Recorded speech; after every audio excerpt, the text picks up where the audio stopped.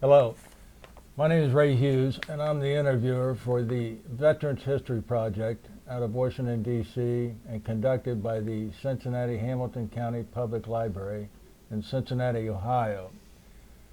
And today's date is the 18th of November, 2015. And we have the honor and privilege today of interviewing World War II, Korea, and Vietnam veteran John Henry Brown. And is it all right just to call you John? Yes, today? please do. John, we ask you some biographical questions here at first. When were you born and where were you born? I was born in December the 29th, 1927 in Middletown, Ohio. And what were your parents' names? My father was Harry Lee Brown Sr., and my mother was Ethel May Brown, and she was a senior also because we had a daughter the same. She had a daughter the same name. And what was your mother's maiden name? Conn, C-O-N-N. C-O-N-N. And I think you told me you lived in a Log cabin. log cabin. I lived in a log cabin for 18 years until I was 18 years old when I got drafted, and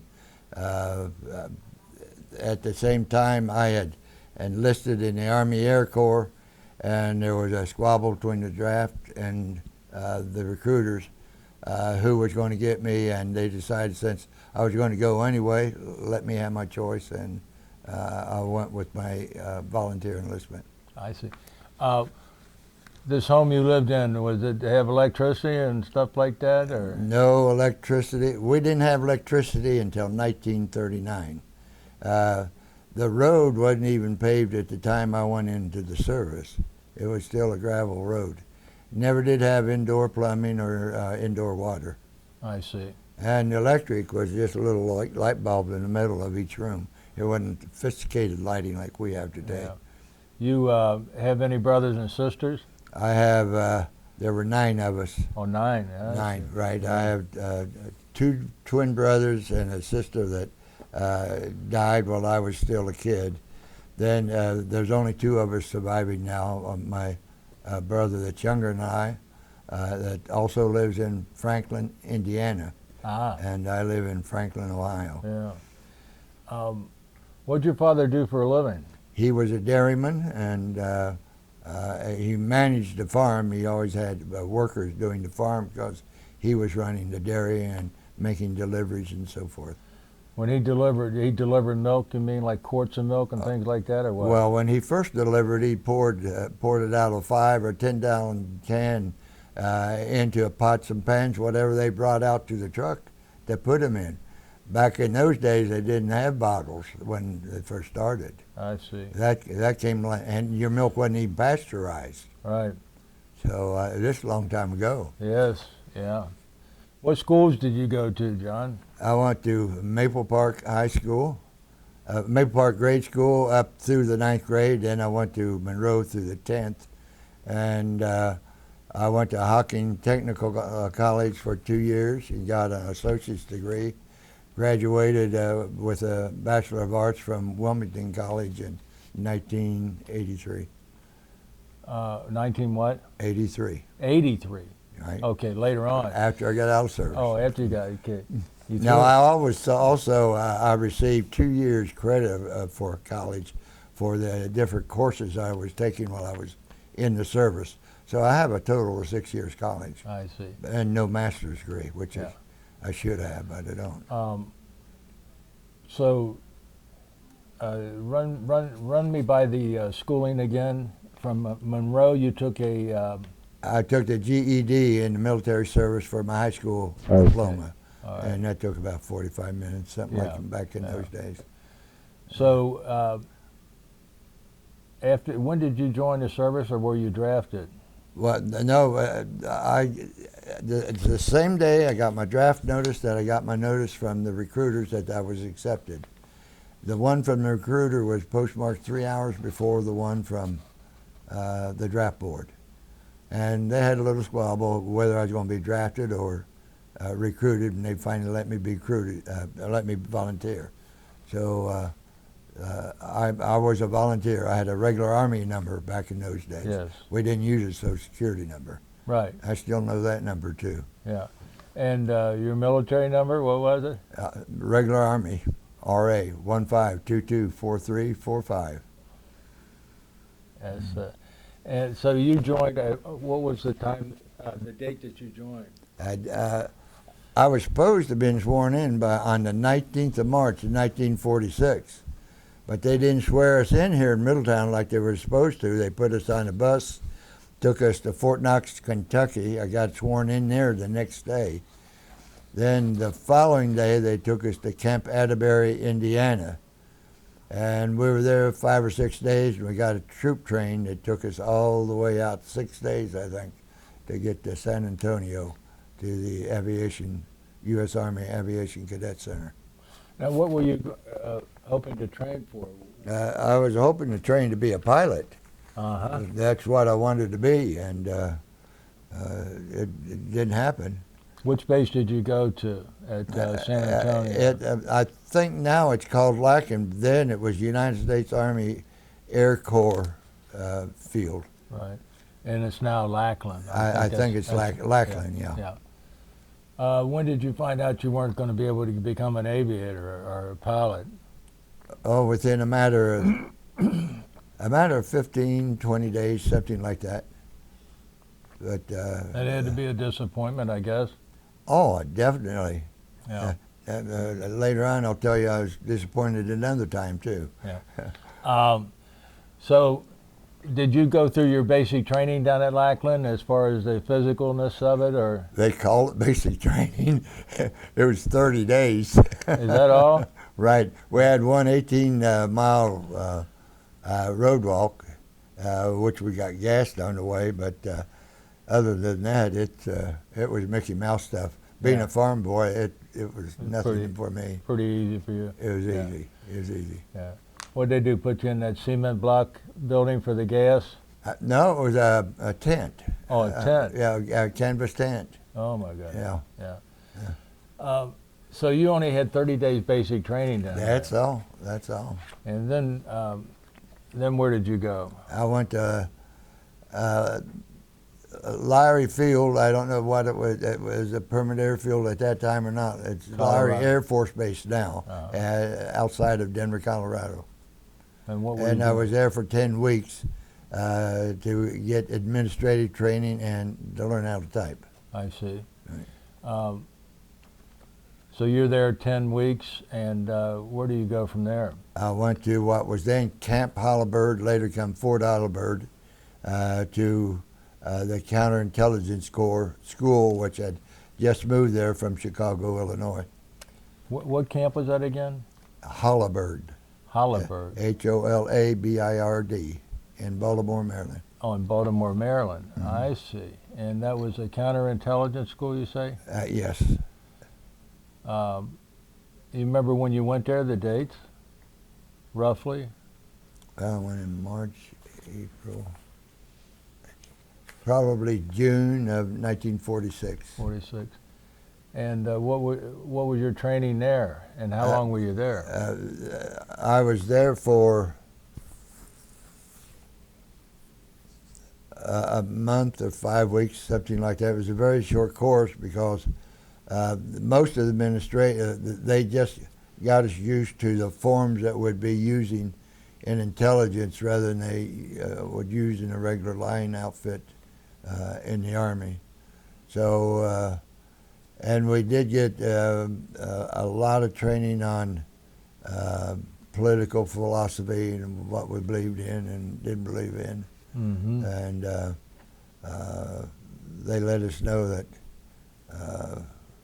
communism was our enemy, and a lot of political training, so that when we did interviews, we could determine in our own mind whether a person was loyal to the United States or wasn't, as far as his political proclivities were concerned. And What was your security clearance at this time? I'm pretty sure it was top secret. Mm-hmm. Yeah. And how long were you there in Maryland at that? At that time,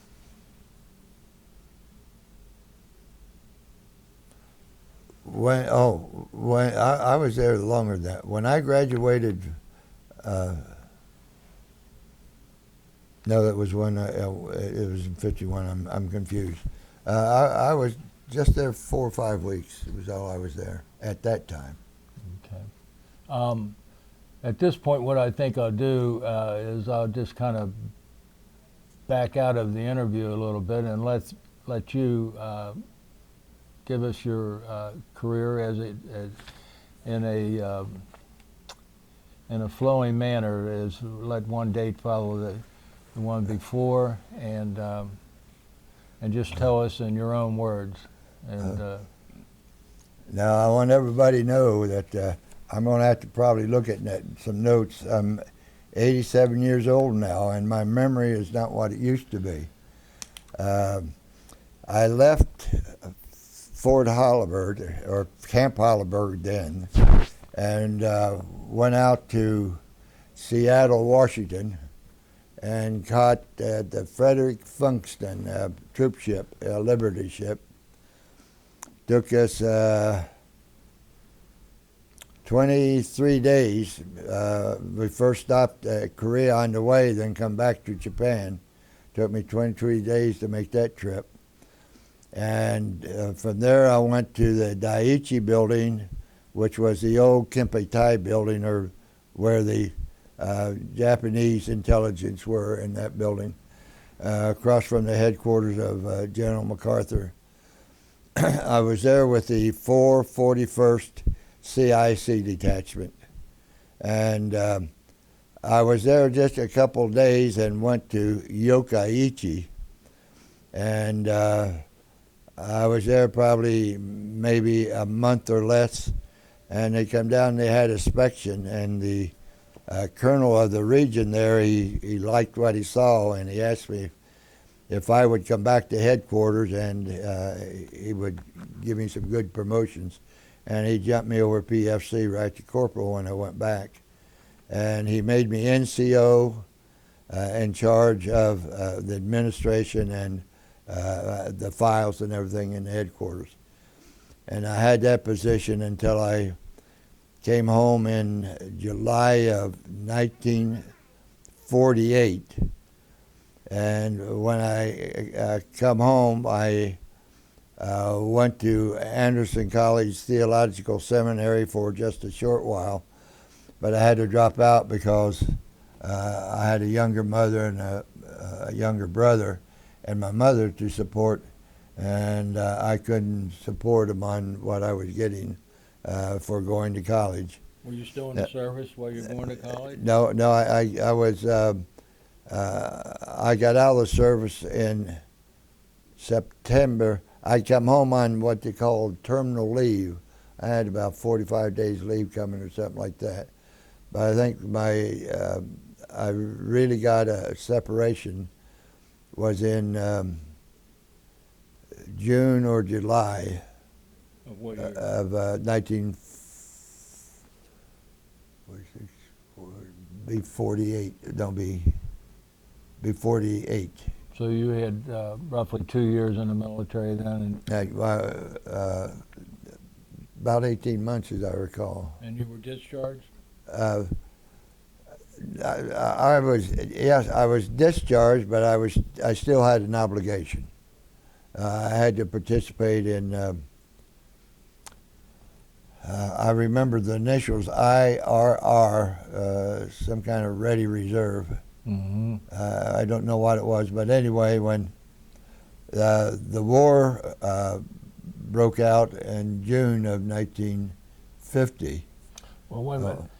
Before we lose our continuity here, Anderson Divinity School, where was that located at? Anderson, Indiana. Uh-huh. Right. And were you studying to be a priest or what? I was studying to be a minister in It's all right to say my religious? Sure. In the Church of God. But back in those days, they wouldn't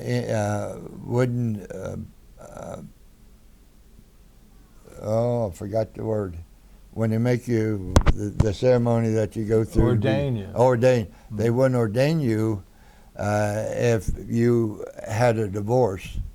And since I was going through a divorce, I dropped out because I knew I wouldn't be ordained. So Well, I think we made a mistake here, and we skipped an important part of your life. When did you get married, and who did you marry? That's a part of your story too, John. Well, guys, people are not going to believe this. I don't know. Have you ever heard of the McGuire sisters? Yes. I was married to Dorothy McGuire. Are you serious? One of the three. Certainly. Yeah, one of the three McGuire sisters. We both went to church together. Where'd you go to church at with her? Well, I started out at Crawford Street, and then with a little white church up on Church Street in Miamisburg, and then we built another one there that would only hold about 30, 40 people. Then we built another church that would hold 300 people, and that's the church we were married in. And then when I was in the service, they still had to build another one that seats 800 people. So, and her mother was the pastor of the church. Which church? Church of God. First Church of God in Miamisburg. In Miamisburg? Mm-hmm. And her mother was the pastor? And you're right, Reverend Lily McGuire. I see. Yeah.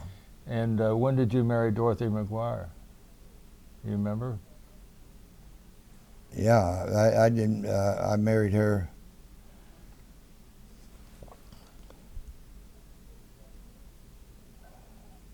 See, I'd been called back to service.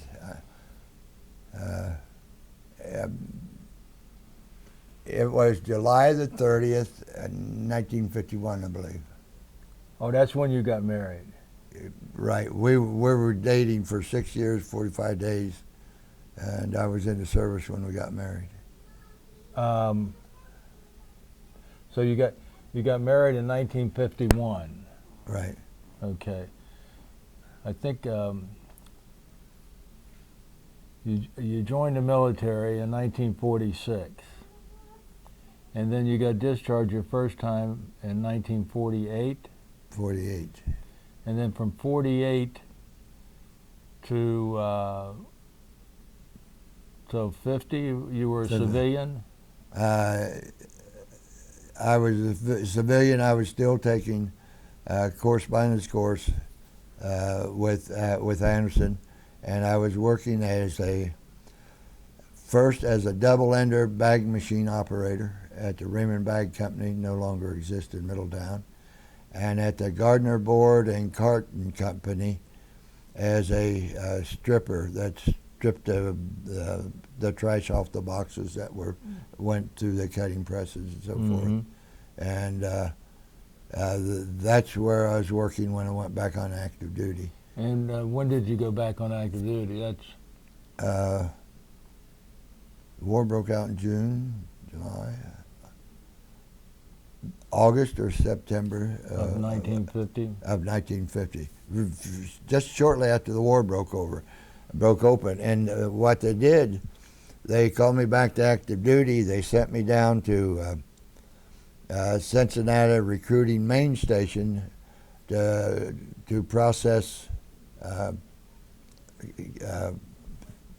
individuals into the service. And then they sent me from there up to Dayton as a recruiter. And I said, well, look, if you're going to do all this to me, I want to go back to my own MOS, military intelligence. So I submitted a letter to Camp Halliburton, and my MOS was a controlled MOS, and they had first choice over me before anyone else. So yes, they took me back, and when I went back, I went through the agent's course and became a special agent rather than in administration. And that's where my real career And what really started. what's a special agent mean? Special agent, well, I guess you can compare it to the duties of the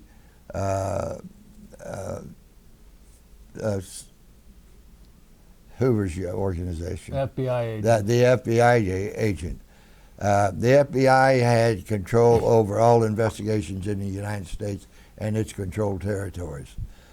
The military intelligence, or CIC, had jurisdiction of all of those areas where the FBI didn't have jurisdiction. And of course, wherever the Army went, we had jurisdiction in those countries. So, I see. And what rank are you now? This is the fall of 1950 we're talking about. by this time, I was an E5, which was, at that time, you had a private, PFC, corporal, sergeant, and then the staff sergeant, which is an E5. Okay. I was a 5th rank up. And you're working out of Baltimore? I mean, out of Maryland? Well, I was getting ready to say, after I graduated up there out of those courses, they kept me over as an instructor for a while as a defense against methods of entry, which is a way of saying they made me a locksmith, so I could open safes and locks and so forth, make surreptitious entries. Then from there, I went to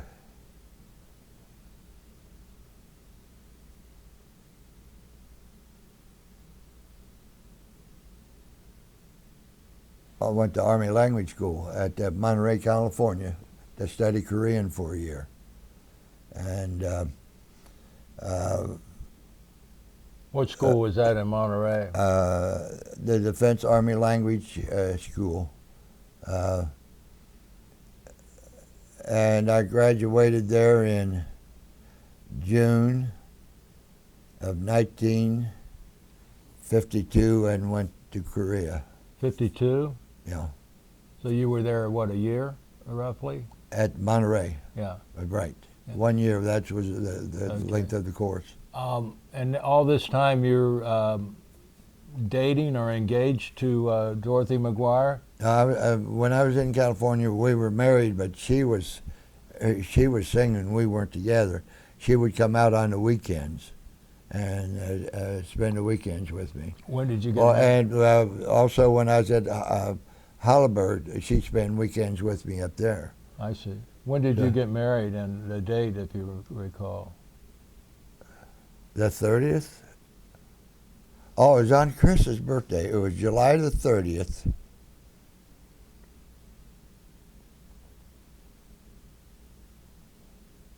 (1950 or 1951). Okay. Was it before you went back into service or after you went back into service that you got married? No, I got married in my uniform. Okay, Yeah, so it would have been wait a minute. Did I get married her in uniform or not? No, that was the second wife. I got married in uniform. So No, I got married in tux in that because you got married before you went back in a Yeah. couple of months. yeah, Where'd you get married at? in the Church of God in Miamisburg. In Miamisburg? Right. And so your wife is visiting you on weekends and things of that nature? Right. How in the world is she getting commuting in those days? This is 1950 and 51. That had to be. She went on airplanes. She went on airplane. Right. Was she singing for a living then? Right. Oh, she Right. was. Oh yeah. She and her sister had gone for some lady, I forget her name now, had a big show. She went on that. They went. I had a contract with her for 13 weeks, and then they went out on Arthur Godfrey's talent scouts, and he liked him so well, he told him right there in the air, come and see me Monday morning, you got a job, and they went to work for him. Went to work. Now, what were her sisters' names? Well, the professional names, Phyllis went by her name, Phyllis Jean McGuire. Ruby Christine McGuire went by Christine, and Dorothy went by her name, and she was Dorothy Louise McGuire. I see. And so they made a good living, I guess, working for Arthur Godfrey. They made more than 15 minutes than I made in a year. Oh yes, yeah. Now, was there any? Did that create a problem for your marriage? Her being so famous? It didn't for me. Evidently, did for her.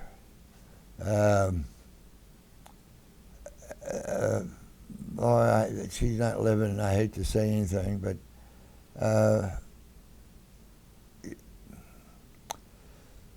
oh boy. First of all, her dad's brother married my dad's sister. We weren't related, but all those people are still living in the city of Middletown. Most of them are my age, and I'd rather not talk about what caused the divorce. It wasn't my fault, I can say that. Okay. No, we'll honor anything you say. Well, drink she couldn't handle. Yeah. The Indian blood in her just wouldn't. Were they part Indian or Native American? I guess. Yeah, they were part Indian. I see. Cherokee Indian. You knew her mother and father, of course. Oh, from a little kid. They used to come out to our house on Sundays and have Sunday dinners and everything else. What was her mom and dad's name? Do you remember? Oh, yeah. Lily McGuire and Asa B. McGuire. Who? Asa. Asa, yeah. A-S-A. Yeah. Yeah, they're both dead, deceased now. Yeah. And Dorothy died just about 6-7 months ago. Oh, is that right? Mm-hmm. So you and Dorothy got divorced, you say? Yes, in 1956, Okay. January 56. So you married about 6 years, roughly, 5.5 years. Yes. Okay. Did you have any children with Dorothy? No. No. No. No. Okay. All right. So, did you remain friends the rest?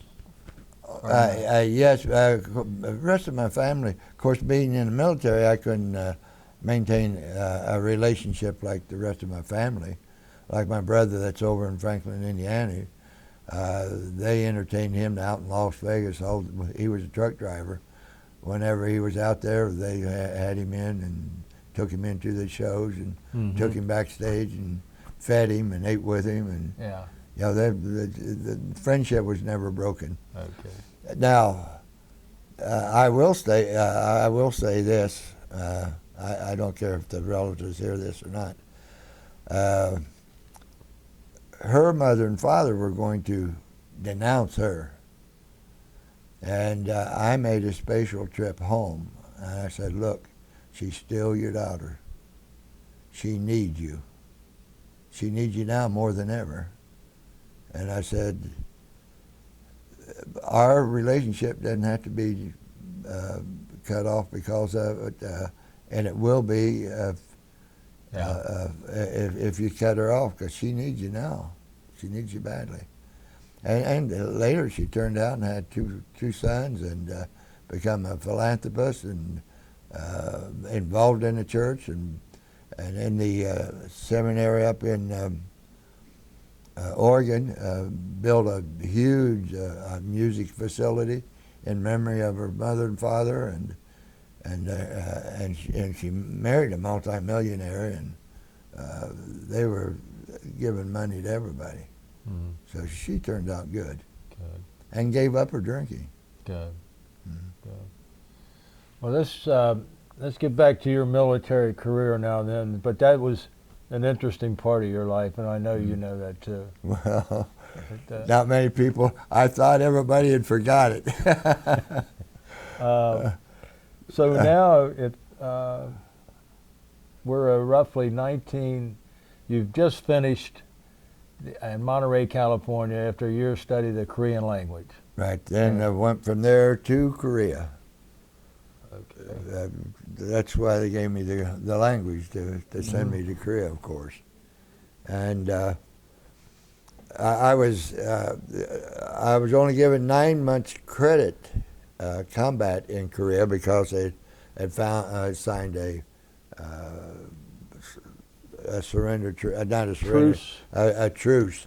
So the rest of my time in there didn't count as combat, but I did a full 16 months in Korea. And from Korea, I came back. Where were you stationed at in Korea? At first, I was stationed in Daegu, and from Daegu, I went to Gwangju. Gwangju. I was with the 704th CIC detachment. It later became a 704th MI battalion. Military intelligence. Military intelligence. And you're a staff sergeant at this time? I think I'd made Tech? E6 by this time. Tech sergeant? Sergeant for, I forgot what they call them now. Well, staff, then tech, and then master. Okay. That's what it was then. Okay. Okay. What were your duties in Korea?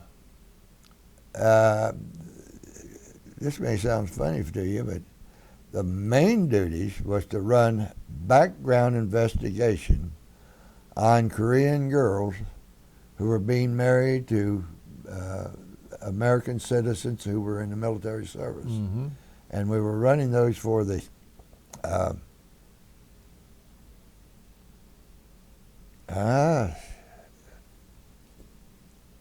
who handles passports and everything? The State Department. We were running those investigations for the State Department. And you're in the United States Army. You're in the United States Air Force now, or United States Army? No. I left the Air Force when I got discharged the first time. Got discharged the first time because I went into an IRR unit, a standby for immediate recall if they needed me, whatever that IRR was. Uh-huh. I didn't have to make any meetings or anything like that. I was just on standby for. Now that's still in effect today. Anybody who thinks that they're going in for a 3-year service and getting 6. out, they still have 5-year obligation Right. when they get out. Yes. So, Yeah. So when you went back in, though, you went back in the Army then. Yes, that Not is yet. correct. Okay. Right. Yeah. So you're doing background investigations for military personnel that want to marry a Korean native. That was my primary duties, but I was also doing security surveys, security inspections on military installations. What does that mean? Well, a security survey, you're going in to see what the security measures they have that are in force. What are the strong points and what is their weaknesses? And then you make recommendations, which they have to follow, by the way, how to improve their security measures. A security inspection is a surprise inspections you make to see if they're complying with the policies and procedures that they put in effect for the institution or the installation or a field unit if you're set up in the field or whatever. So one is to measure compliance, and one is to make sure that you meet the compliance and come up to compliance if you're not in compliance. I see. And did you ever have any security breaches that you discovered? Oh, yeah, lots of them. Yeah. This will cover them all. And these are Army units we're talking about. Yeah, well, there are like our Nike sites that we had around our cities here in the United States. That we had like one in Cleveland, one in Oxford. Mm-hmm. Three in Oxford. Huh? Several in Oxford, yeah. Yeah, well, we were responsible for the security of those. Also. And one of them in Lake, Westlake, had a captain, and I went out to as a telephone repairman. And you were dressed as a telephone repairman? oh yeah, This is back in the United States now, yeah, right? Yeah, back in the United States. Well, first, let me tell you, they in Korea, they recovered a safe that they couldn't get into, and they brought it to me, and I manipulated it and got it open, and through that we were able to determine who that safe belonged to. Now, it belonged to a high-ranking officer in the general's rank, that's all I'll say, but he was broken down to a colonel at the court-martial. Where did they discover the safe? Out in a dump when they turn and run when the North Koreans come after them. Oh, okay. They didn't take all their equipment with them. I see. And that's the United States Army General. Yes. I see. Yes. And what year? What month and year was this?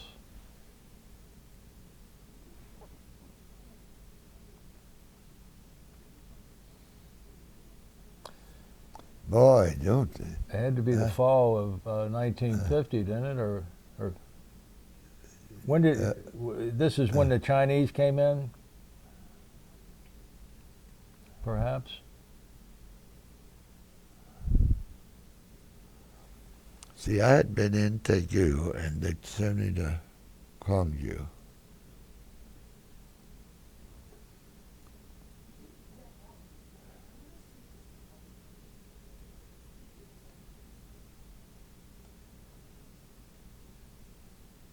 Well, that's all right. Well, I can't. That was a very meaningful discovery, though.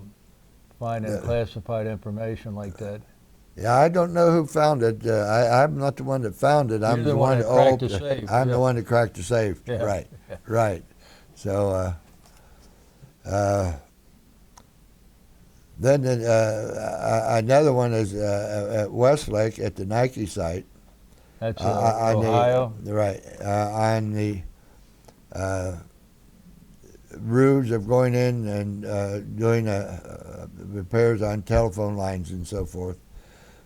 They didn't buy that, and they took me on in and introduced me to the captain. And I said, "Well, you passed your inspection." I said, "I sure would like to. I've never been down in one of your sites yet. I'd like a little tour if I could have it. I had my badge and credentials." He said, "Sure." I still going to get him. So he took me down, and first of all, you had a policy in effect: nobody could go in unless you had somebody else with you, in case one of you go crazy or something. The other could keep him from. These are Nike missile sites, right? Okay. Now this is not classified now. At that time, the missile was separated from the arming plug. So we went down there. I said, "All right, I check your safe over there." He said, "Yeah, go ahead." I went over and worked the factory combination on it, and it opened. And I closed it back up. We went over to the other side where the arming plug was. I said, "Is all right if I say check this safe?" He said, "Yeah." I went over, factory combination, and it opened. 10, 20, 30 is a combination on all those safes when you first get them. Uh-huh. And you're supposed to, when you get them, to reset them and put a new one on, and you seal that in a double sealed envelope, and you send it to headquarters, swearing that that's your combination. No one can open that unless there's an emergency. Well, he committed fraud by saying that he changed those combinations, because he didn't. And they were still 10, They 20, 30. they still 10, 20, 30. He was relieved. He was put out of the reserves completely. Oh my goodness. Then a warrant officer in Göppingen, Germany, on an inspection on him, he had left classified documents out on the desk, locked up for the night and gone home, and I had gone in to do an after-hours inspection. I reached up over the door, at the entrance to the door, knocked 4 or 5 keys down, opened the door, went in, and found these classified documents. Well, there's 2 violations. Classified documents not under lock and key. Mm-hmm. No, it was behind the door, but no keys were supposed to be Right. left on the ledge of the Well, door. sure. So there's probably some other minor ones that I don't recall. When you were inspecting the Nike sites, did you inspect any around Oxford? Yes, and what is surprising about that, the lieutenant over there, his name was Lieutenant Vidito. Vidito. Right, and guess who was my supervisor when I went to work in the prison down here at Lebanon Correctional Institution? Vidito. Larry Vidito. The same guy? The same guy. Vidito. Right. V-I-T-T. V-I-T-A-O. Vidito. I can go down and look it up on Facebook. Vidito. Yeah. What violations did you find at Oxford? Oh, boy, he got us good over there. He was on top. He went all through they called him from the gate, and they said, we got people out here who want to retire, redo telephones or cars, whatever it was. And he said, I'll be right there. So he come out, he says, let me see your identification. So they had fake employee identification, but they had the real vehicles from the phone company and everything. He says, well, let's go into my office. I want to do a few checking. So when they got in the office, the agents, they knew that they were had then. They said, look, we're special agents. You passed it. Here's our badge and credentials. He says, how do I know those aren't fake? He kept them there all day long, and he finally called Hollibird to verify that they were special agents. So he passed with flying colors. Were you working out of Maryland at that time? No, I was working out of Cleveland. The fellow that was in Westlake, who didn't change his combinations, what happened to him? I don't know what his civilian job was after he got out. I have no idea. They forced him to get out? Yeah, I relieved him. Yeah. Oh, did you relieve him yourself? No. Or you had him relieved? My reports got him relieved. Yeah. I didn't have the authority to relieve anybody on the spot. Well, so people understand that they look at this tape. Explain what a Nike missile was. Well, we had practice drills all the time, in which the B-52s came in on each Nike site, and let's see if the B-52s were being detected from the Nike sites, and if they raised their weapons to be ready to fire to shoot them down, or if it was a Russian or whoever might have come in. It was a test of their ability to get up there, get their missiles ready to fire and ready to go. And get them armed. And, right, and everything. And it also tested the Air Force pilots in the B-52s. Mm-hmm. There was shock waves that come from breaking the sound barrier when they come through. Just one pop right up there to another. So the fellows at Oxford then passed the inspections. Oh yes. Yeah. Oh yes. Yeah, I see. And so, if you will, go on then. Okay. My last assignment I was talking about was I was just still in Korea, was I not? You're back in the States, I think. Well,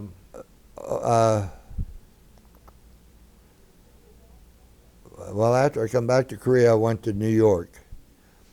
In New York City, because of all the publicity and being in that city, they decided that I wasn't going to be pushing any doorbells or doing any investigations. I'd be the supervisor in the region 1 there of all the agents. So I had to assign their cases to them, review their cases, make sure that it was complete and ready to be adjudicated and everything like that. And so I had an office job there. And I thought, well... Where were you stationed at? Where were you? In New York City, down 16th Street, in a civilian building, in civilian clothes. And I said, well, looks like I'm going to be tied down. So I applied for helicopter training. And I was sent to Fort Rucker, Alabama. Got down there, I passed the physical in New York. But when I got down there, they said my blood pressure was too high. So they sent me back to, I become the resident agent in Sandusky, Ohio. And Are you operating in a uniform or civilian? no, in civilian clothes. How long you been doing civilian clothes then? I was in civilian clothes up until the time I come back, until the time I went into the Pentagon. Okay, so what are you doing in Sandusky?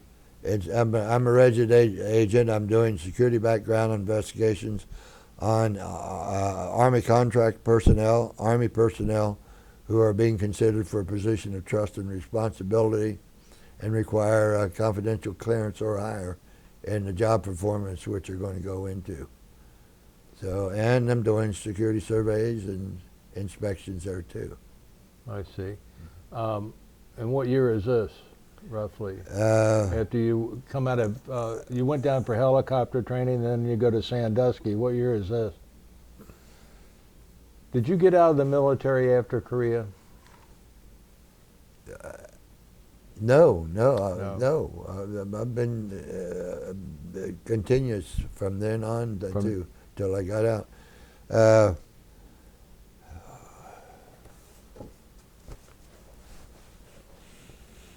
I'm going to have to do some referring.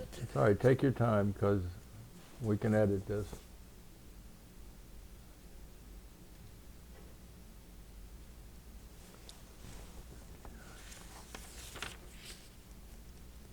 Put us on hold a minute. All right. Okay.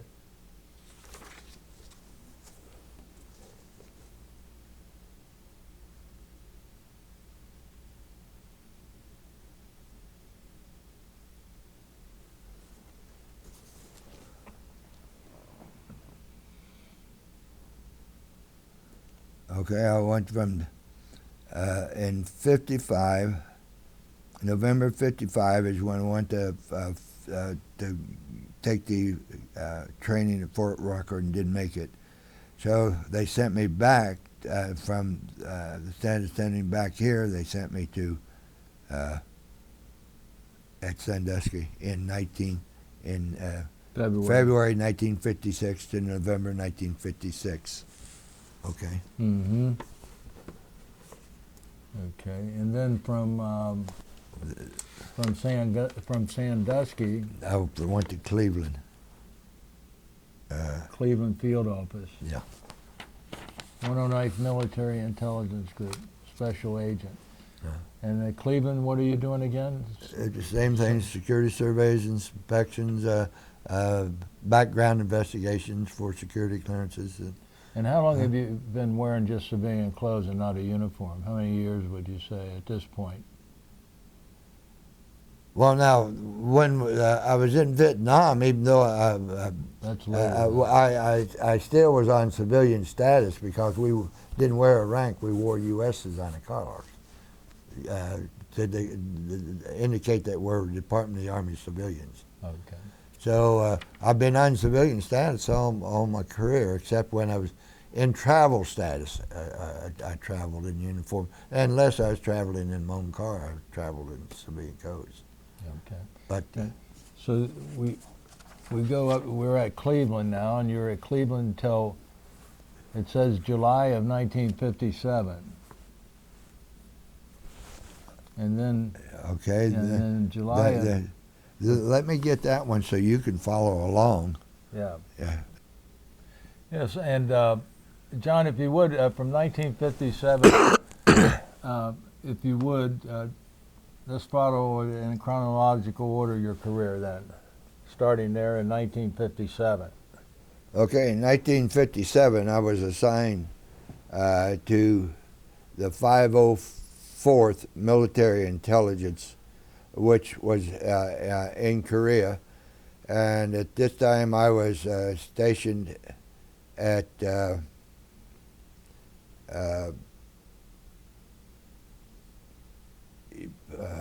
I forget the name of the city. It's right outside of Seoul. And there I was mainly in charge of the photo lab and the technical services, which included defense against sound equipment, defense against locking mechanisms, and also assisted in surveys and inspections, and also went out on special operations where we would plant cameras surreptitiously or hearing devices surreptitiously to collect either incriminating information concerning our own personnel or collecting intelligence from the enemy over there. So all during that time from July of 1957 to March of 1959, I worked in the technical services there in Yongsan was the name of the city. Then from there I went to the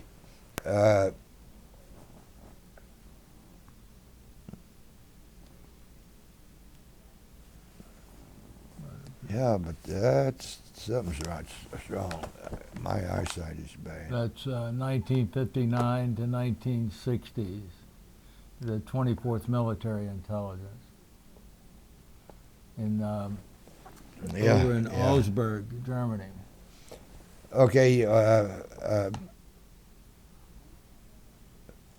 but I don't show any place back in the United States during the break here.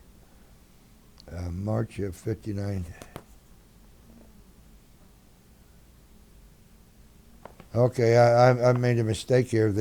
This 504th was in Germany, and in Germany I was stationed first at Gürpingen, and responsible for the spatial weapons over at Schwäbisch Gmünd. The artillery battalion was my main concern there. Mm-hmm. And that was maintaining security on the spatial weapons, going on resupply runs. A spatial weapons could not be transported in Germany unless you had a person with you who had a spatial classification above TS, which I can't name, and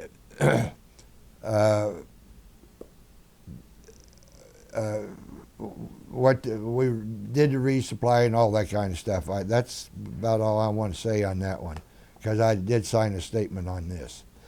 Then I left the 504th, I was still in Germany, and went to the 24th Military Intelligence, the detachment attached to the 24th Infantry Division in Augsburg, Germany.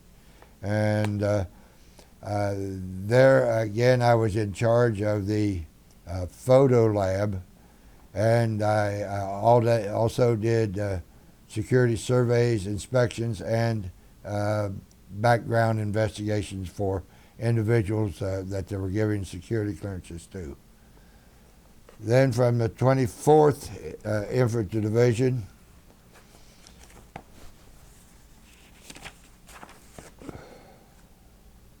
I went back to the Cleveland field office in Cleveland, Ohio. I'm back there for my second time. And at this time, I was a ranking individual of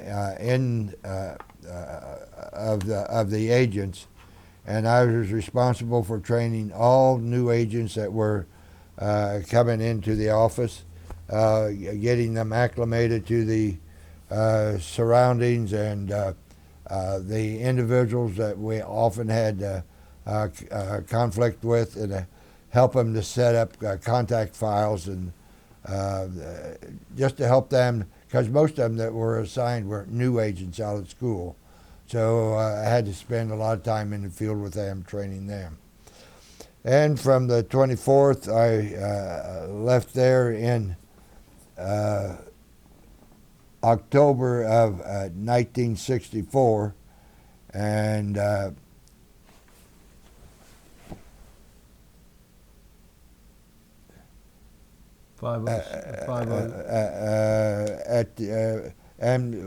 the 502nd Military Intelligence in Seoul, Korea, and I became the chief of the photo lab, and I did. We monitored security briefings. We would go in and we would plant microphones and everything where there's going to be a security briefing, so that if an enemy also had it mic'd and we hadn't found it, the feedback and also everything would give us a location where it was at, and so forth. And we had signals to stop any classified discussion if we thought there was a breach someplace in the intelligence. And from there we went to Headquarters Region 4 Military Intelligence Group in Columbus, Ohio. Oh boy, this was a job that the unit there had lost their colors because of inefficiency. And they picked a lieutenant colonel and a GS 16th Intelligence, 16 Department of the Army Civilian Intelligence officer, one officer, and myself. They assigned the four of us there all at one time. They send us up, Mr. Bostic, myself, we went up to Philadelphia, got our colors, brought them back to Columbus, and it was, we had to reestablish our colors there and prove that we could run the organization. I was made the operations sergeant as an E7, which was an E8 slot. And they had an E8 in a resident office down in Jackson, Ohio, but they put me in it instead of him. And so this is where I was awarded my very first Army Commendation Medal. They asked me what I could do. I said, well, how much funds are you going to allow me to have? Can I move agents from one office to another office for short periods on TDY to help clean up an area that's really overloaded? Because at this time it was taking up to 18 months to get an individual who was waiting on a security clearance before he could go to work. So I worked up what I called my stoplight. I had a red, yellow, and green. I knew how many agents were in an office. I knew how many leads that they could possibly do in one day. And I knew the total number of leads that were pending there, because when the case went out, I'm the one who marked up all the leads, what office they went to, and how many there were, and so I had all that information at hand. So when I could figure that I had so many agents, they could do so much work, and they're not going to get even begin to move us forward to get them a shorter period, then I could take an office where they were doing their investigations, turning them around in 20 days. I'd take 4 or 5 million, move from Cleveland to Cincinnati or Cincinnati to Dayton, and just moving them back and forth like that. We took the investigations down from 18 months down to less than 39 days in a period of about 6 months. So that was my main job there, and that's where I got my first Army Commendation Medal for that. And that's what really started me off in my career as far as I'm concerned. I really got a chance to show what I could do, because that was really the first leadership job that I was in. And on this assignment also, I got a newspaper here someplace. I also guarded President Lyndon Baines Johnson on his first visit to Cleveland, Ohio, after the assassination of John Kennedy. So that's in here too. I got a newspaper with pictures of all of us special agents out there guarding him at the time. He wasn't supposed to get out of his vehicle, but when he come out to the street leading down to the main city building, that vehicle had to make a 90-degree turn. It slowed down so slow he was able to jump out of it and started walking. And boy, you talk about nerve-wracking. But we got him there safely. We had 2 Marine helicopters flying overhead, so we had plenty enough security, I think. But we're really on our toes for that one. I'm trying to think if there's any other special things I did while I was in Cleveland.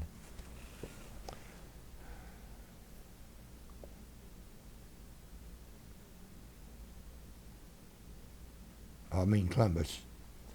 Of course, I was required for all the statistical reports,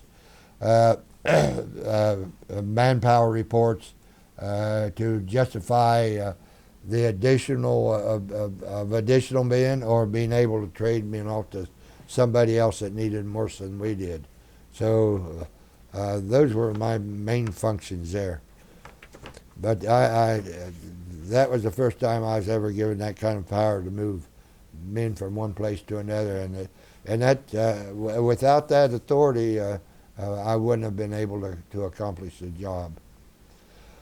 Then I went from there to Operations Sergeant, First Sergeant, and the battalion acting Sergeant Major, because we were a provisional battalion in Vietnam. And as of, I am in Vietnam, aren't I? Yeah. So you're, this is August of 1968, you're going to Vietnam? Right. I went there in August 1968, and I'll never remember. After 3 days. I think what we did is, didn't we forget in between here you had to study the Burmese language or something? Oh, yeah, right. Oh, right here. I just made one line entry on it. Yeah, from July of 1957 to July of 1958, I went to the Caldwell School for Continued Education in Arlington, Virginia, to study Burmese. And I asked them, why am I studying Burmese? And they said, well, you come over to the Pentagon about 2 to 6 weeks before you graduate, and we'll tell you what it's all about. Well, when about 4 weeks, I went over to the Pentagon and said, well, what's my assignment? I was going to a town up on the border of Burma and China to handle agents going into another country. Boy, I'm getting close to something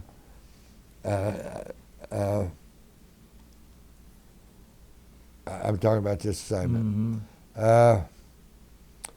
But when I'm over there, I asked them, I said, how long is the assignment? They said it's for 2 years and you'll be attached to the CIA. And I said, do I get a credit for a Vietnam assignment if I take that assignment? They said no. And I said, you mean as soon as I leave this assignment, I could immediately be reassigned to Vietnam? They said yes. I said, since it's a 2-year assignment, am I taking my family with me? They said no. Well, at this time, I was an E8, and I was waiting to see if I made the E9 list. And I said, well, that's for Sergeant Major. I said, is this a voluntary or involuntary assignment? They said, it's voluntary. I said, I don't volunteer. Send me to Vietnam. That upset him a little bit. I said, what are you upset for? I said, you brought all those other students in just so I could have somebody to practice with. I said, there's one of them in there better than I am in the language. Take him. So they said, I don't know whether they did or not, but that was my recommendation. But I wasn't going to volunteer for it because I could be up to 2.5 years separated from my family. If depending on how long the Vietnam tour was back then. So after the language school, I went to the 525th MI group in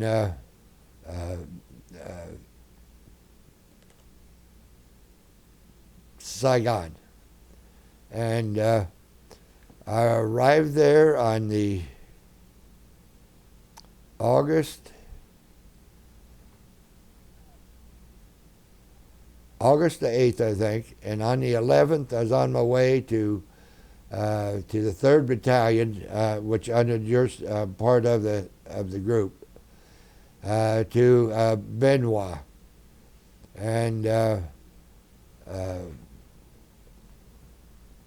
on that third night, I arrived at Benoit, and the first night in bed there, the Viet Cong come in and hit the ammo dump at Benoit Air Force Base.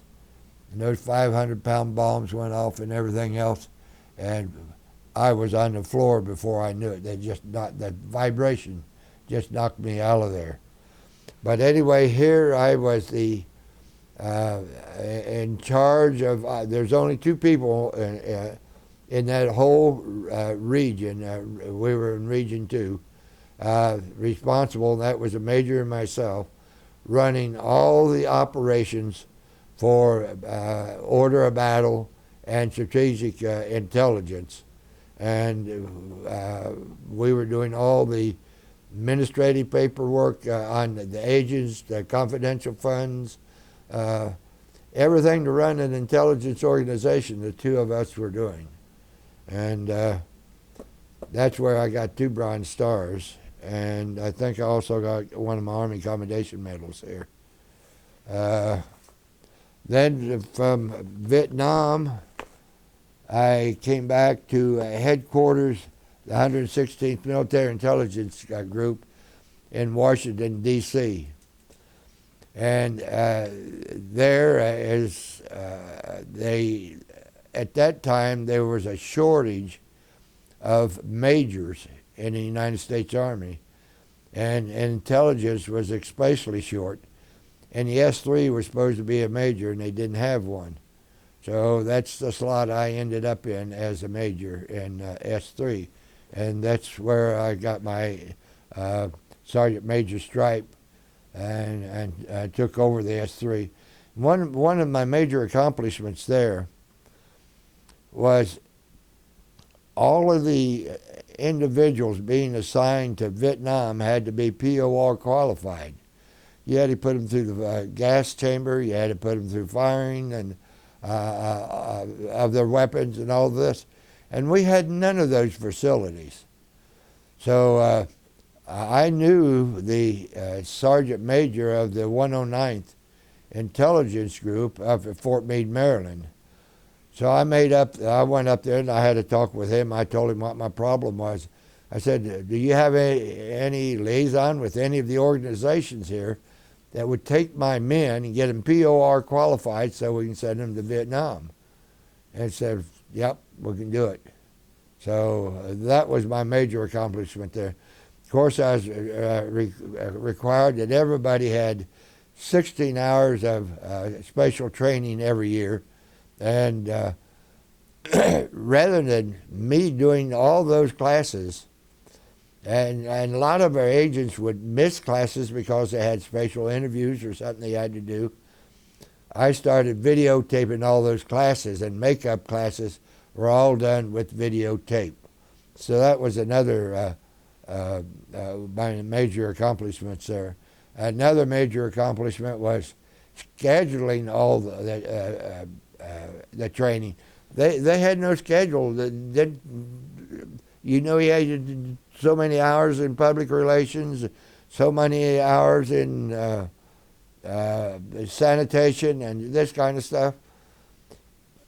And it was hit and miss when you didn't get it. So I made up a training schedule, and we went by that. So that's one of my proud things I did at that organization. From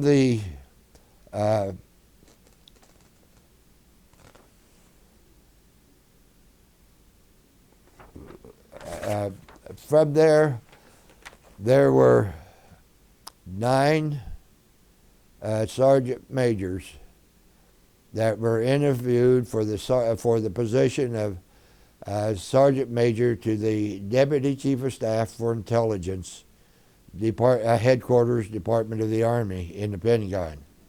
And I happened to be selected for that position, so I didn't even have to move out of my house. I just moved from one post into the Pentagon, and So what rank are you now whenever you take this position? I'm sergeant major. I made sergeant major in the unit I just left from, and I gave you a photograph there. They're getting promoted there, and that's when I took over as the S3 in that unit. I was in a major slot, and my write-up saying that I, in fact, was filling a major slot in my award for the accommodation there. So now you're in the Pentagon, correct? There's assistant chief of staff right here. Now I'm going on to here, right? Did I tell you about my? I did my sign. I think I better read this part because I was assigned to the Pentagon on July 1971 through February 1973 as a sergeant major, Office of the Assistant Chief of Staff of Intelligence, Headquarters, Department of the Army, Pentagon, Washington, D.C.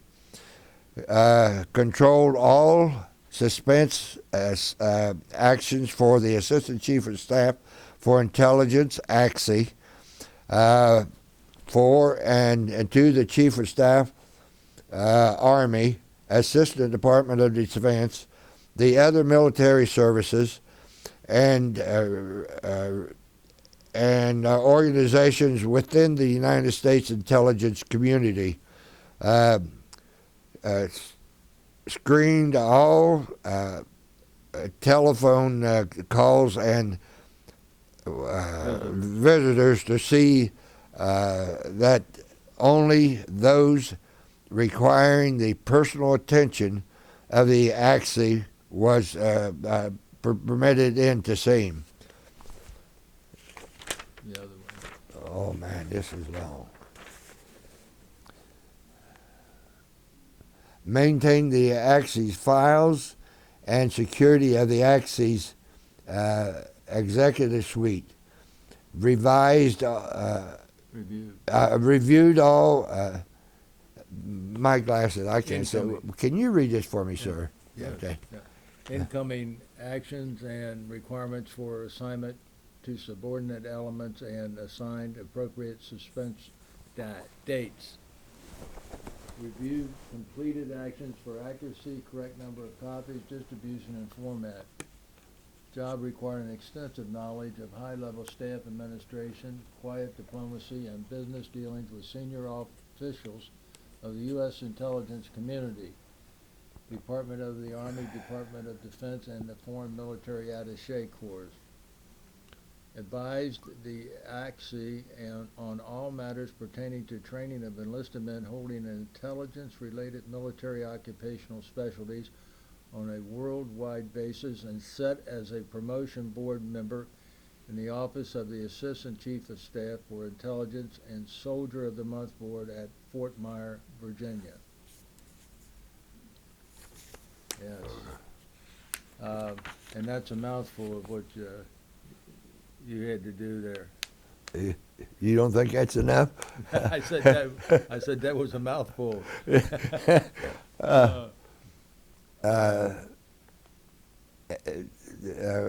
Another thing, and I'm not going to go there.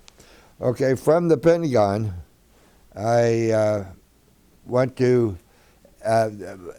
First of all, the AXI stopped me from getting my command sergeant major's appointment.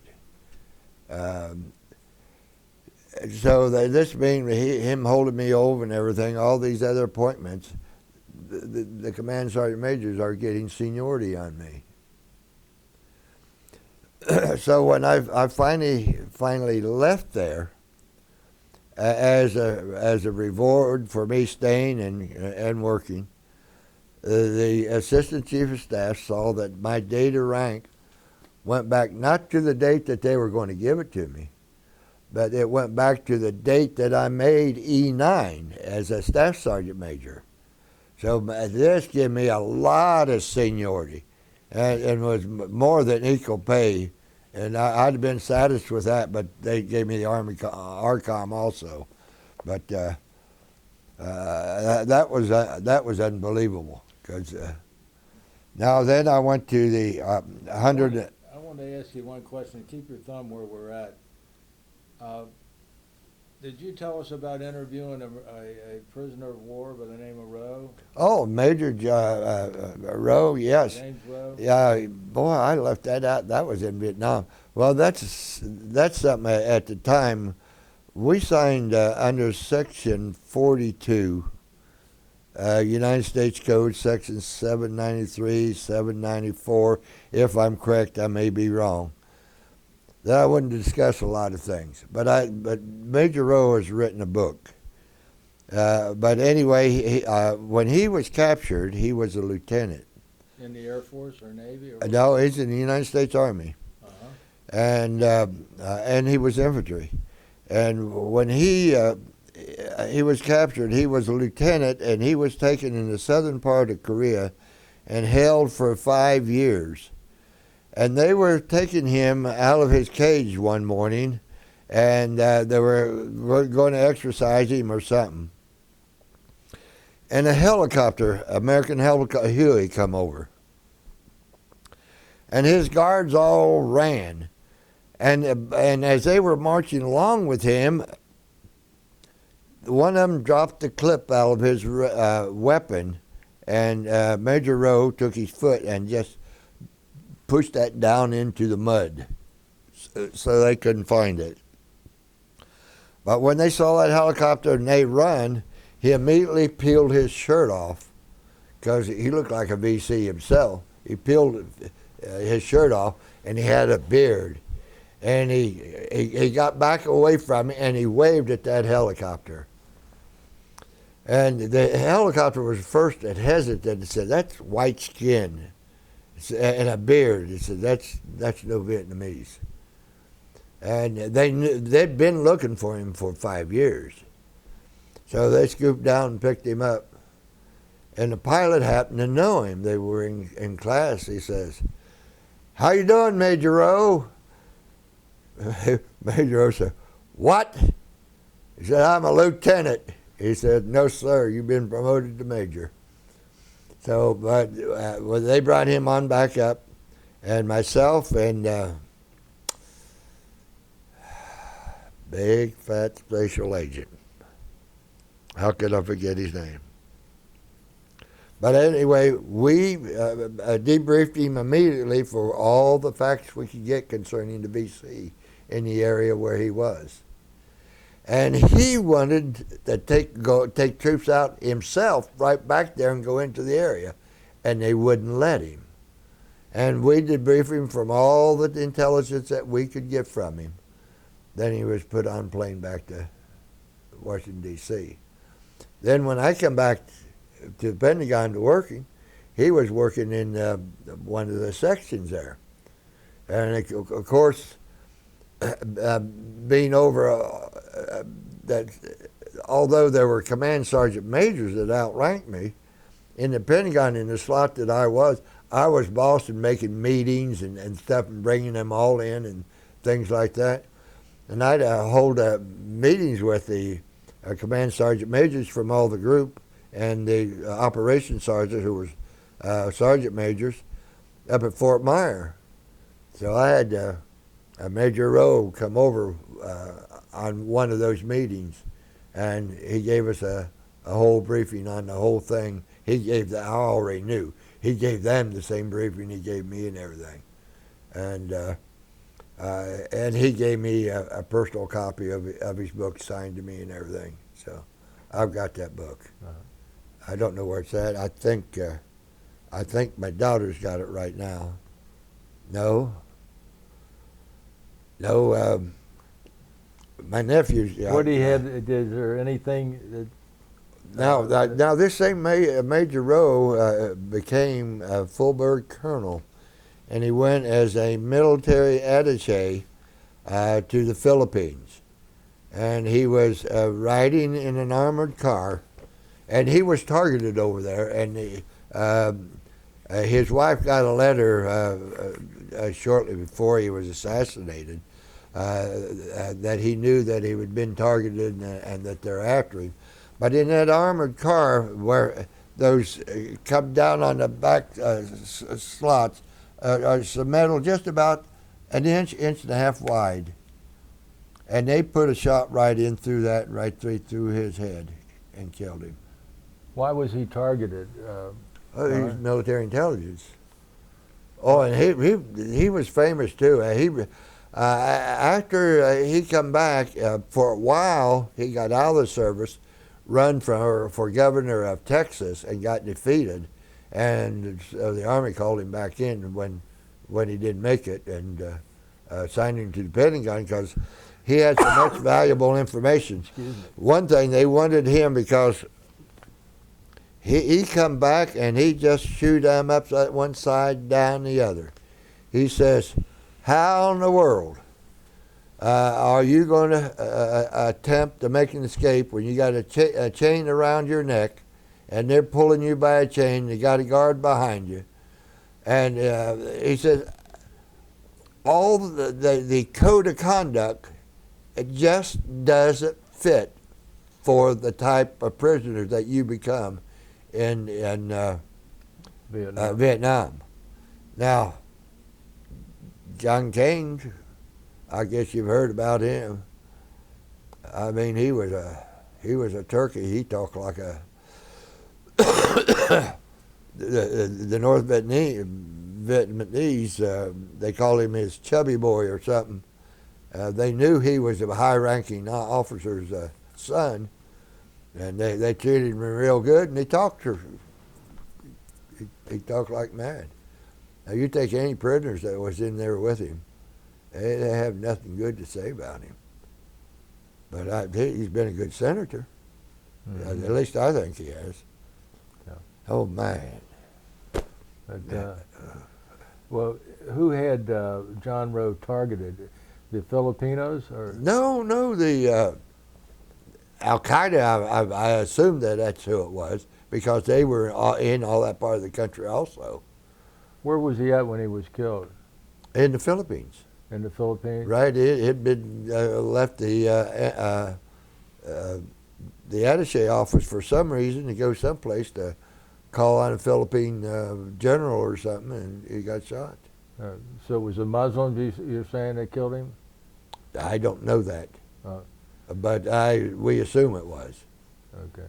We assume that it was. Well, I always thought Al Qaeda was the Muslims. To be honest with you, that's what I. Well,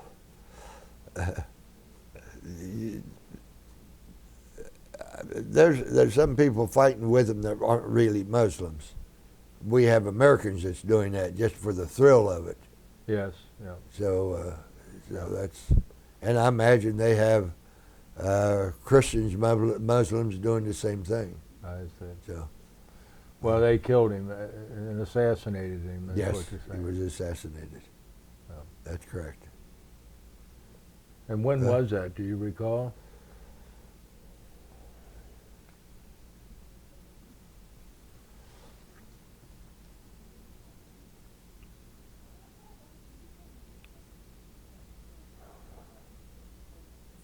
I'm thinking if I got that in writing here someplace.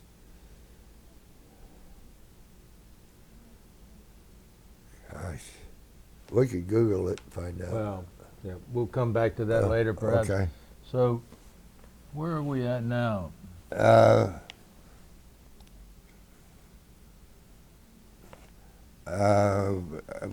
getting ready to go from San Antonio. Did I cover San Antonio? No. Oh, okay. We're here. We're up to 73, and now I got out in 75, so we're getting close to it. Okay. And what are you doing? Okay. After the Pentagon, you go to. I go to. This is my first assignment as a command sergeant major, and there's a blurb here that you're responsible for all the enlisted men in your unit.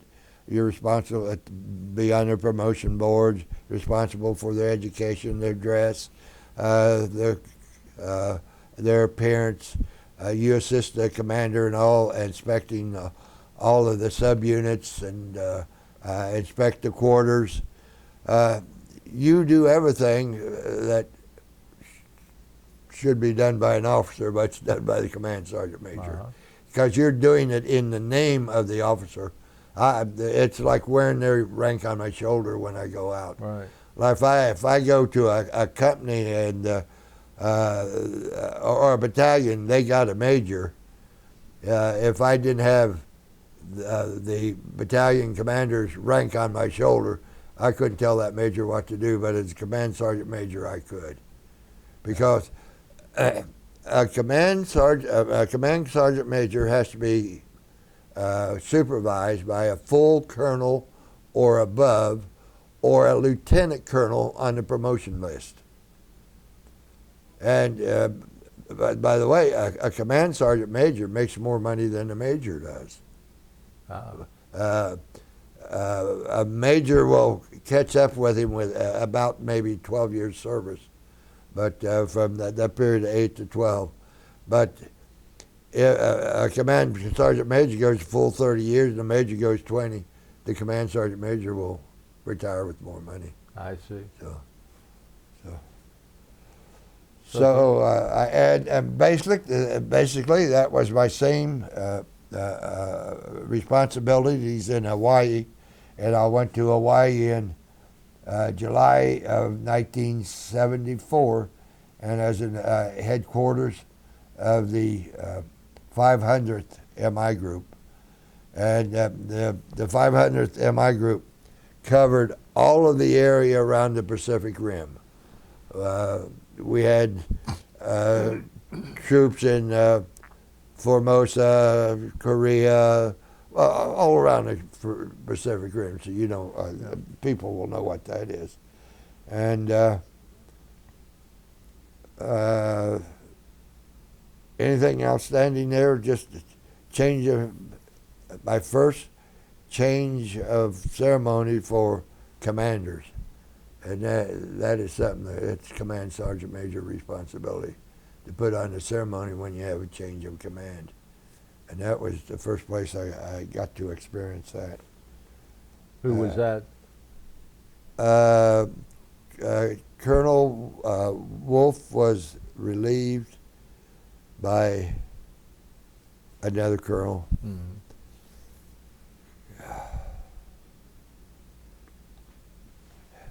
Then where did you go? Then it says here you were unemployed. Did you retire from there or what? Right, I retired from here. While you were in Hawaii or what? Right, yeah. Well, they had to send me back to the States Okay. to be retired, but I come back to Oakland, California, the base there, and got my retirement orders and everything, and come back home. Got here on the 1st of July, 1975.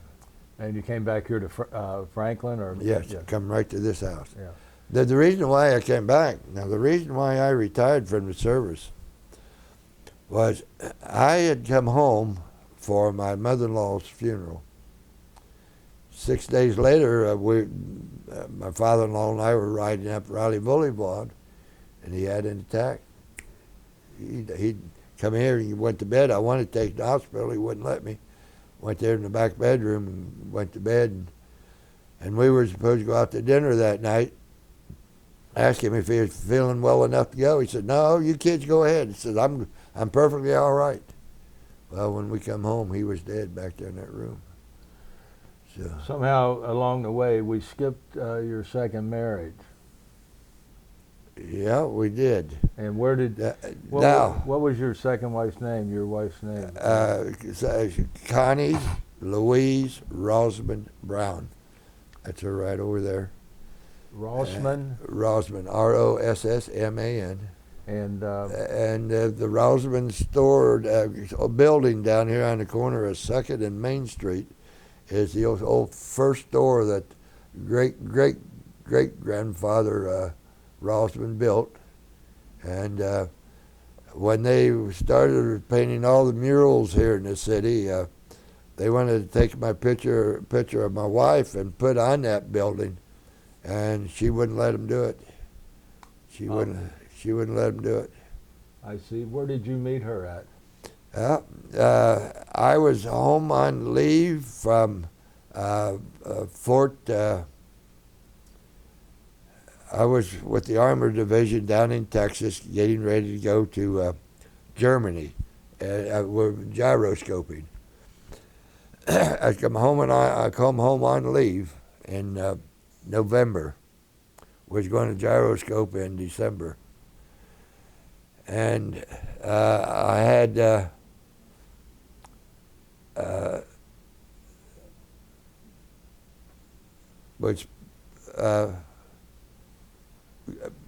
my brother and the one that's living in Franklin, Indiana now, and his wife were living down here in River Street, and I was staying there, and they were going to go bowling that night, and they wanted me to go with them. I said, "No," I said, "I can't be the oddball in the group bowling." They said, "We'll get you a date," and I hadn't dated since I was divorced, and she was a classmate of my brother's wife, and that's so I met her 2 or 3 days before Thanksgiving. What year? 1957. Had Thanksgiving dinner with her that year. On December the 3rd, I gave her an engagement ring. And I went back to Germany, and I said, as soon as I finish the German language school, I will come back home in June and we'll get married. I told her I'd come back home in December and get married. As soon as I graduated in June from the language school, I said, I'm not waiting till December. So I come back home. And we were supposed to have a double wedding with her brother and his fiancée. but for some reason I was held up one week. They didn't get me on the flight they were supposed to, got me on another one. So we got married a week after they got married. So when did you get married? huh? What was the date of your marriage? July 30th, 1957. 1958. 1958. Boy, isn't that awful? Man, can't remember the date he was married. But I used to know all this stuff. And did you folks have, how many children did you folks have? Two. Two. Two wonderful children. A boy and a girl, or what? The first one was a girl, and she lives down here in Franklin on Hamilton, Middletown Road. What's her name, John? Patricia Darlene Brown Frazee. And she, by the way, is the leader of the dedication band, of which I am a member. I see. Yeah. And your other child was? Richard Brown. He is living in Middletown. He is presently a realtor, retired from the state of Ohio as a case manager. It's like a social worker for prisons in the prisoners in the prison system. He worked down at Lebanon Correctional Institution and at Dayton Correctional Institution. I see.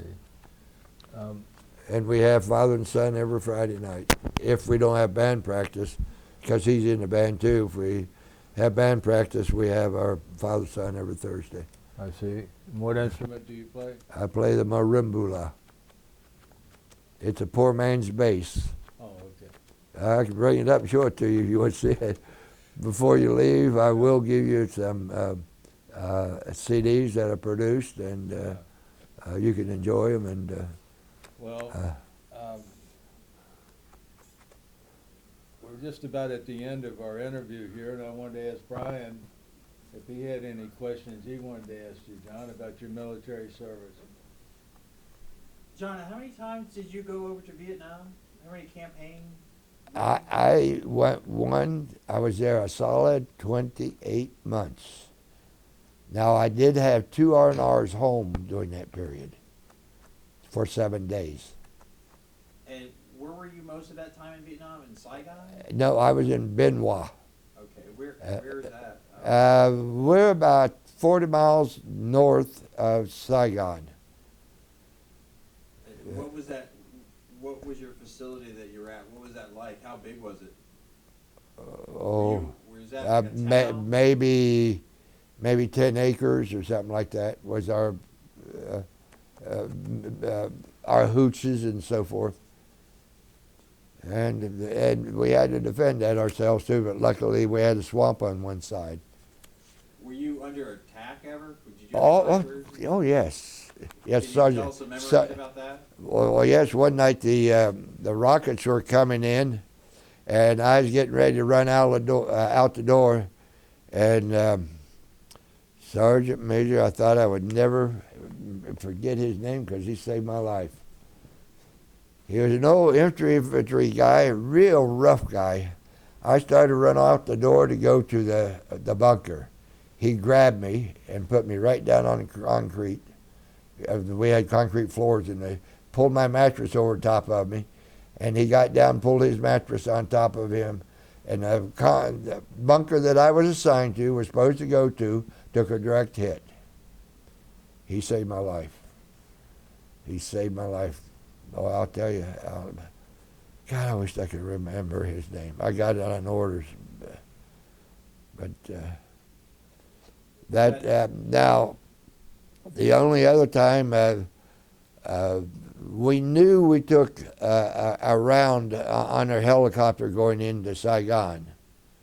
They were firing at us, and we knew we were hit, but we didn't know where we were hit. But we got in, made a safe landing at the compound in Saigon, and that bullet went right straight through the honeycomb of one of the propellers, or what you want to call it. And if it had been a half inch either way, we would have lost that thing and we'd have been dead. And another time, we were coming from Canaan, and we run into a cyclone. And we saw it coming, and we were where the Viet Cong were real active, but we sat down in a place where he could get that helicopter in. We stayed there until the winds got low enough that we could take off again. Were you mostly traveling in Vietnam by helicopter? Oh, I made a round trip every Tuesday and every Thursday. Every Tuesday I'd take our assignments, our classified documents, our confidential funds around to 17 subordinate field offices. Okay, then on Thursday I would make the rounds again and just reverse it. And the EEI we had given the week before, I'd take the answer, or the 2 days before, they'd give me the answers back, I'd take them back and would process those. Because old intelligence is no good. So the fastest way to do it was by helicopter. And we had our own helicopter assigned for that purpose. We had a company of helicopters because we had 5 battalions. You mentioned about photo labs. Were you doing any of that kind of thing in Vietnam? Not me, not in Vietnam, no. Let me see, in Vietnam. No, I didn't do any of that at all in Vietnam. It was in Korea and Germany. So when you say classified information, I mean, how was that? What kind of, I don't know, what kind of form that was in? Like in a briefcase or?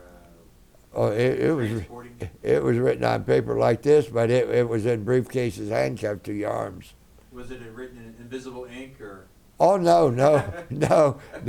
It just had secret, confidential, whatever it was, and it folded inside that. It wasn't encoded in any kind of way. No, the only thing we used our code was radio and telephone.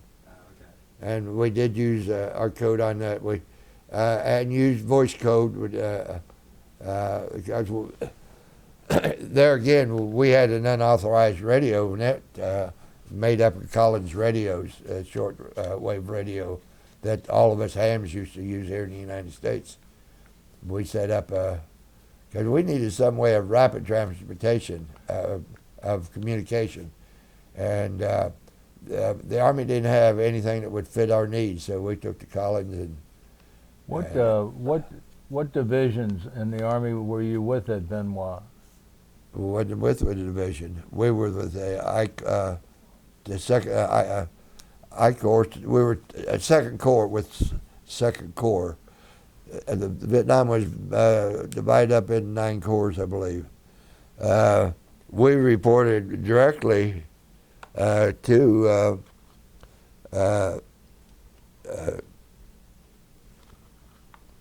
General, the 4-star general. Not Westmoreland. Yeah, Westmoreland, and then Abrams. When Westmoreland left, we reported. What did you report to him about? Did you have listening devices anywhere, or? Oh, we had listening devices that all over, and mostly made by ourselves. I don't know if I got one down in the garage whether I made or not. Probably have. But we would take those and we'd send an agent that we vetted and recruited and was working for him, and he was getting paid. Were these Vietnamese people? These Oh yeah, agents? Okay. oh yeah. We couldn't do it ourselves. Our complexions, and we'd tell them how to do it and how to climb a telephone pole, hook it up, run a wire down, bury it in a plastic bag into the ground, and we'd pick up all the telephone conversations and things like that. Then we had people go up with cameras, and we had them concealed in like logs or rocks or something like that. They'd set it up on a hill, something overlooking a target that we wanted to cover, and that's how we would gather it. And we had some of these guys were sharp enough they were able to go up there and move around and come back, but we suspected them of being double agents anyway. So we doubled them, so they probably got doubled back. So we, but we got some good information that way anyway. Now that's over in Korea. They were communicating with these agents in Chalanamdo, that's south. Chalanamdo and Chalanamdo. And we were picking up the codes. And they needed a resupply mission, and they needed some money, needed some equipment. They were going to send it down on a fishing boat. Well, we set up and waited for that fishing boat to come in. But somehow they got wind of the thing, but we were able to fire on it. It burnt to the water line. So they didn't get away with anything. But we set a trap for them when they come in. That was. Now we run an investigation on people in our own. Well, no, that was in Korea. On our own people in our own unit, we had to run investigations on because of the political proclivities. Not political, they're sexual proclivities. They liked it one way. So we planted cameras and stuff on that kind of stuff also. I see. You were there, when did you first get to Vietnam? Do you remember? August of 1968. So, you were there when the administrations changed from Johnson to Nixon, I guess. Oh yeah. Did you notice much of a difference when the administration changed about anything, procedures, or just the general, how things were the biggest changes came after Westmoreland left. Westmoreland was going to give Washington what they wanted to hear. Abrams was going to give it to him like it was, and General Davidson was the same way, who was Deputy Chief of Staff for Intelligence when he was over there. Davidson? Davidson, yeah. So. But I think the question was, did Nixon, did you notice any appreciable change over there after he was elected? He came into office, I guess, January of 1969. January the 20th, it would have been.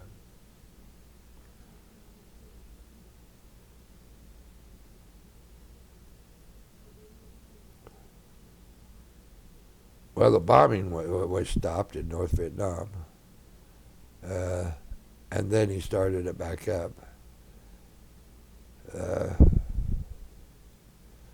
But otherwise, not that much change. Your assignment didn't change much? No, because we were still there to protect the troops, not the president or anybody else. We were there to protect each other. Can you tell us about the Ho Chi Minh Trail? Yeah, the Ho Chi Minh Trail came down through the Parrots Beak in Cambodia, and then crossed over just north of, I don't remember the name of the province that I was living in. I was living in Bin while it was in that province. They thought they were bombing that trail all the time. They thought when they were bombing in North Vietnam, but they weren't. They wasn't. And then it was finally discovered that they were coming down that trail, and even some of our prisoners were imprisoned by the Viet Cong in Cambodia. And I don't know whether it was Nixon or Johnson who gave us permission to go in and rescue those POWs out of Cambodia. I don't. Did we rescue them? Yes. I believe that was Nixon, but we denied that we went in. Right. We denied that we went in, and we had Vietnamese agents go in there for us all the time, get us information out of the parrot speak. And why we didn't discover it? They built the bridges about a foot below the water line. So they come back with drawings, everything, showed us where the bridges were and everything, so we could bomb them.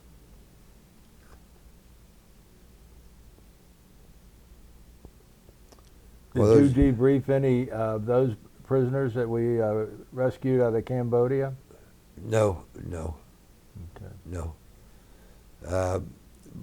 Tay Ninh was too close. Their agents were right there, and I was in Bien Hoa, so it would have been people out Tay Ninh.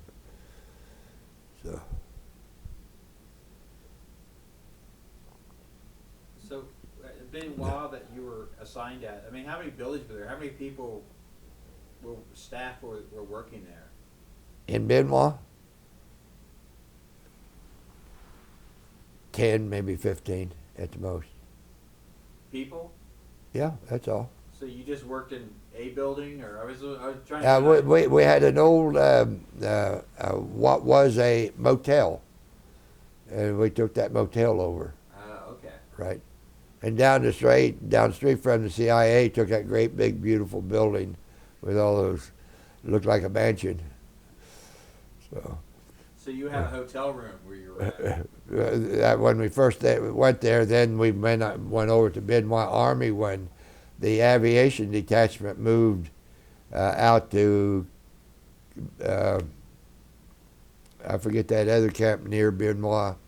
The aviation moved out, and we moved in, took over their quarters.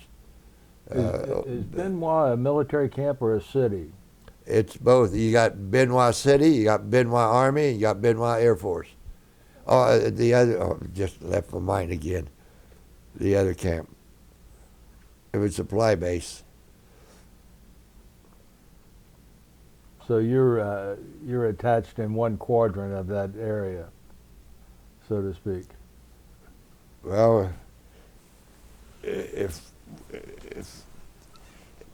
we were right here, the runways of Bien Hoa Army Air Force Base run here, and the hooch we were in was right here, our headquarters, in the Bien Hoa City, and there's maybe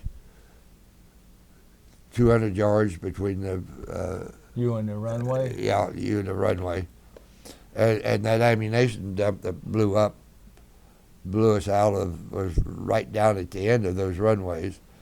And the CIA was right over in this area right here. There was an alley going down through there, and they were here. And our heliport was right here. And on this side, we had a huge lake in there with water. And how far is it before you're into Viet Cong territory? From where I was?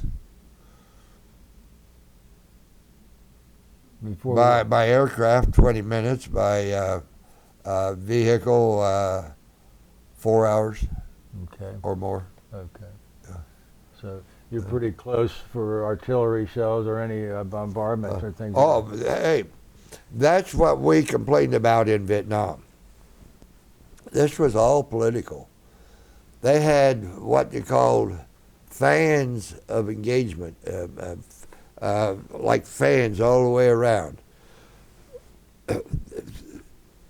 Some areas you could fire in, other areas you couldn't fire in. Now, these areas you couldn't fire in, that's where the VC would come in and set up a rocket timed with a little watch timepiece, and then get out of there, and that thing's fired off, and we can't even fire back at that position. Why not? The politicians, Order not to? right? We didn't have control over there. We were in a sovereign nation. Hey, those generals, a lot of them, hey, they were making money off of the VC. Off of the VC? Right. They were getting kickbacks. I see. Hey, that was nothing but crooked politics over there. And we're losing all of our men. Mm-hmm. Right.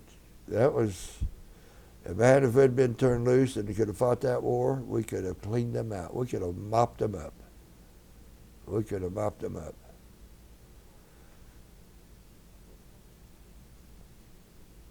John, I was wondering, did you get a chance to do any kind of off time? Was there any opportunities for recreation or anything where you're at? What would you do on your? Maybe on a Free Sunday time. afternoon you could get in a card game. Uh, Other than that, there was no recreation in Vietnam, except when they let us come home on a 7-day R&R. Well, I was going to ask, your wife, where was she in this time period? Were you in touch with her by letter, or were you? No, she was living in a little white house up here on Deerdolf Road, about 2 or 3 minutes from here. How did you keep in touch with her when you were over there? Letters. Letters. We didn't have cell phones back in those days. Right. And you were there 28 months, Yes. Yes. almost Yes. 3 tours. Did she already? You guys already had kids by then? Yes, I too. I too. And I got pictures of that little boy standing up on a stool cooking his breakfast. I thought, well, what's he doing? But he learned to cook early. Yeah. Yeah. And when you ended up going to the Pentagon, I guess did they travel with you? Did they go? Oh, yes, I bought a house up there in Dale City. Yeah, and moved them in. But you kept this house that we're in right now? When did you get this house? I occupied it the 1st of July, but I didn't purchase it until March of '76. I purchased it for my 2 children.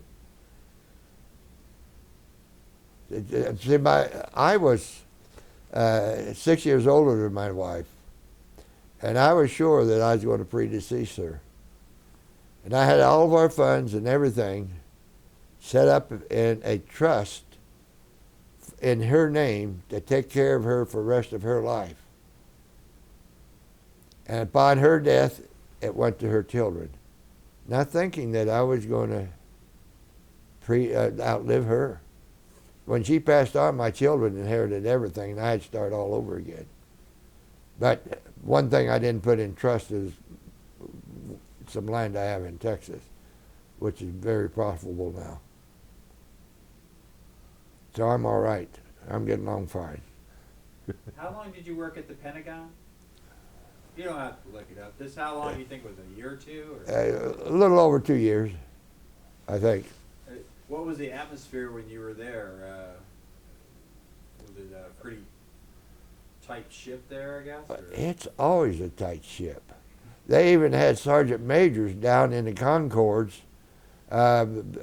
picking on soldiers coming along. Their shoes weren't shined, or their hair was too long. They had a tattoo showing or something like that. Oh yeah, it's an honor to serve in the Pentagon. It's an honor. So I imagine there's some people that didn't want to be served there that won't think that, but especially an honor. It's an honor for an officer because he gets to wear a badge the rest of his Army career. But the enlisted men, they don't get to wear it. The general staff, they get to wear that the rest of their life, but not enlisted. I don't see why not. We served in the Pentagon same as they did, on the same staff. Was there much of that kind of hierarchy kind of culture? There's always that. You have general officers, you have field grade officers, you have company grade officers. You have senior NCOs. Well, first of all, you have your command sergeant majors, and EAs. Then you have your sergeant 5, 6, and 7s. Right. Yeah, he can tell them better than I can now. And then you'd have the rest of them. There was there's all kind of class actions in the military. They called that chicken something, didn't they? Yeah, chicken manure. Well,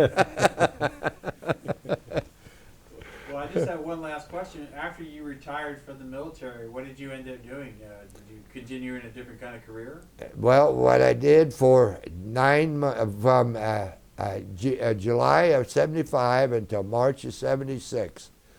I played anywhere from 9 to 45 holes of golf per day and dropped my handicap from 31 to 14. Then on the 20th of March 1976, I went to work for the Lebanon Correctional Institution. And the people that I walked down the hall with that first day and saw all of them sitting up there in the north quarter, white shirts and rank on their shoulders and everything. When I left, I was their boss. So When did you leave there? I left there August of 1994. Yeah. So you retired from there also? Yes. Uh-huh.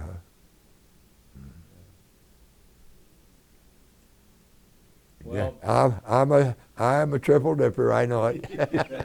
oh, that's all right. I was just noticing we've run out almost. Yeah, you know, a lot of people that don't know that military also gets security, Yeah. Social Security. Did you know that? Well, yes. Yeah, because a lot of people thought that we just got a retirement, that was all. But when we turned 65, in my case, 67, because I kept working. Right. I didn't start drawing 60 till I was 67. Well, we've just reached the end of our tape here, but I wanted to take this time to thank you so much for this interview. It's been very enlightening and educational. And on top of that, on behalf of the Veterans History Project, I want to thank you for serving our country and Well, the service you performed for us. And for as long as I've been sitting here, because I recruited agents for intelligence, you'd be my number one choice. You are rough, yet you are good. Thank you, John. All right.